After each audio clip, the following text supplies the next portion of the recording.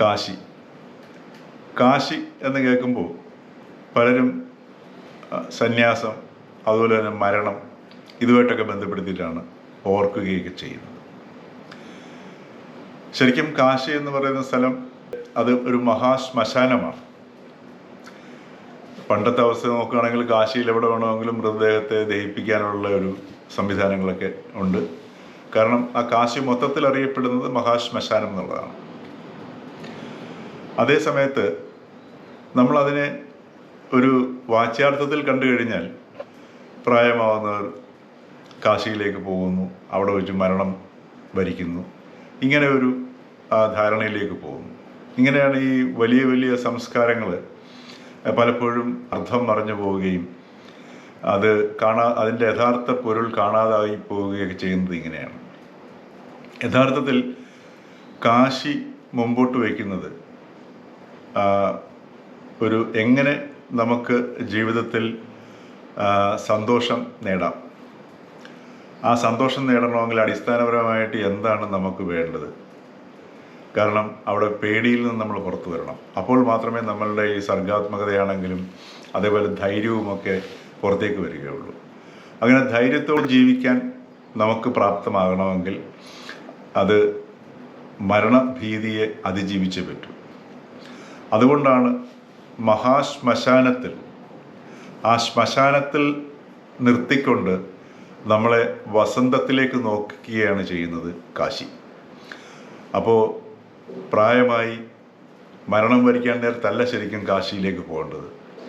കാശിയിലേക്ക് പോകേണ്ടത് ശരിക്കും പറഞ്ഞു കഴിഞ്ഞാൽ കാശിയുടെ ഊർജം നമുക്ക് ആവാഹിക്കണമെന്നുണ്ടെങ്കിൽ ഒരു കൗമാരപ്രായത്തിലൊക്കെ നമ്മൾ കുട്ടികളെ കൊണ്ട് കാശിയിൽ വെറുതെ നമ്മളൊന്നും പറഞ്ഞു കൊടുക്കുക പോലും ചെയ്യേണ്ട ആവശ്യമില്ല. കാശിയിൽ ചെലവഴിച്ച് തിരിച്ചു വരുമ്പോഴേക്കും അവരറിയാതെ തന്നെ ഒരു പരിണാമം, ഒരു ധൈര്യം, ഒരു പുതിയ കാഴ്ചയൊക്കെ സംഭവിക്കും. അതാണ് കാശി. കാശിയിലെ ഓരോ മുക്കും മൂലയും നമ്മളോട് പറയുന്നതും അതാണ്. അതേപോലെ കാശിയിലെ 2 പ്രധാന ഘട്ടുകളുണ്ട്. അതിലേറ്റവും പ്രധാന ഘട്ടെന്ന് പറയുന്നത് മണികർണിക ഘട്ട് തന്നെയാണ്. ആ മണികർണിക ഘട്ടിലാണ് കാശിയിലെ ഈ എപ്പോഴും മൃതദേഹങ്ങൾ എരിഞ്ഞുകൊണ്ടിരിക്കുന്നത്. അത് കാശിയും മനുഷ്യവംശവും ഉള്ള കാലത്തോളം ആ മണികർണിക ഘട്ടിൽ ഒരിക്കലും തീ അണയുകയില്ല. കാരണം എപ്പോഴും മൃതദേഹങ്ങൾ ഇങ്ങനെ എരിഞ്ഞുകൊണ്ടിരിക്കും. അത് ചരിത്രാതീത കാലം മുതൽ ഉണ്ടായ നഗരമെന്നാണ് കാശിയെ പറ്റി പറയുന്നത്. അന്നു മുതൽ കത്തിക്കൊണ്ടിരിക്കുന്ന ആ ഒരു ചുടലത്തീ എപ്പോഴും കാശിയിൽ കത്തിക്കൊണ്ടിരിക്കും. അപ്പോൾ ഇതിൻ്റെ ഒരു താത്വികമായ വശത്തിൽ എന്താണ് മരണം?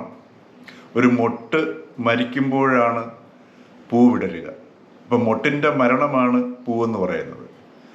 അവിടെയാണ് മരണത്തിൻ്റെ ഒരു സർഗാത്മകമായ രീതിയിൽ മരണത്തെ കാണിച്ചു തരിക ചെയ്യുന്നത്. അതുകൊണ്ടാണ് ശ്മശാനേ വസന്തം എന്ന ഒരു ശിവസ്തുതി ഗാനത്തിലെ വരി അതുകൊണ്ടാണ് വരുന്നത്.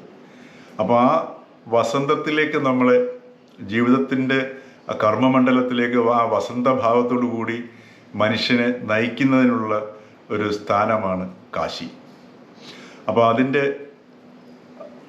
അവിടുത്തെ കാശിയിലെ ഓരോ ഈ നിർമ്മാണങ്ങളും, അവിടുത്തെ ഏറ്റവും പ്രധാനപ്പെട്ട ഒന്നാണ് അവിടുത്തെ കൊട്ടാരങ്ങളും അതിൻ്റെ ഇടയിലുള്ള ഗലികളും. വളരെ രസകരമായ ഗലികളാണ്. ഈ ഗലികളിലൂടെ നമുക്ക് നടക്കുമ്പോൾ നമുക്ക് ആദ്യം തോന്നും നമുക്ക് ഈ വഴിയെല്ലാം വളരെ തിട്ടമുള്ള വഴിയാണ്, നമുക്ക് പോകുന്ന വഴിയിലൂടെ തന്നെ തിരിച്ചു വരാൻ കഴിയും എന്നൊക്കെ നമ്മൾ ധരിക്കും. പക്ഷേ 99% ആ ധാരണ കുറച്ച് കഴിയുമ്പോഴേക്കും നമുക്ക് തെറ്റും. കാരണം പെട്ടെന്ന് നമ്മൾക്ക് പോയ വഴിയിലൂടെ തിരിച്ചു വരണം എന്ന് പറഞ്ഞു കഴിഞ്ഞാൽ ഈ ഗലികളിലൂടെ ബുദ്ധിമുട്ടാണ്. കാര്യം തെറ്റിയിരിക്കുമെന്നുള്ളത് ഉറപ്പാണ്. നമുക്ക് പലതവണ നടന്നാൽ പോലും തെറ്റിപ്പോകും.